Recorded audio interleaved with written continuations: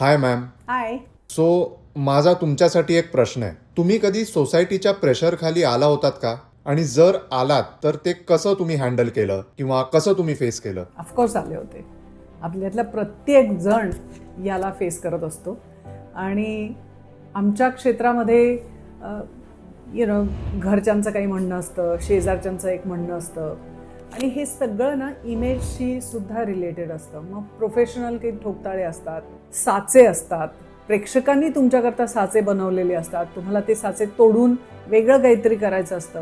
ह्याच्यामुळे अपेक्षा मॅच होत नाहीत, आणि ज्या वेळेला अपेक्षा मॅच होत नाहीत त्यावेळेला you always feel the pressure. You will find the disconnect. पण कुठेतरी कधीतरी तुम्हाला कॉम्प्रोमाइज करायला लागतं, आणि कधीतरी त्यांना त्यांच्या अपेक्षा कॉम्प्रोमाइज करायला तुम्ही शिकवायचं असतं. त्याला थोडी करेज लागते, थोडा पेशन्स लागतो, आणि ओपन माइंडेडनेस लागतो. तुमचं काम हे आहे की तुम्ही कन्सिस्टंटली, वेळ लागला तरी चालेल, स्वतःचा साचा एक तयार करायचा असतो.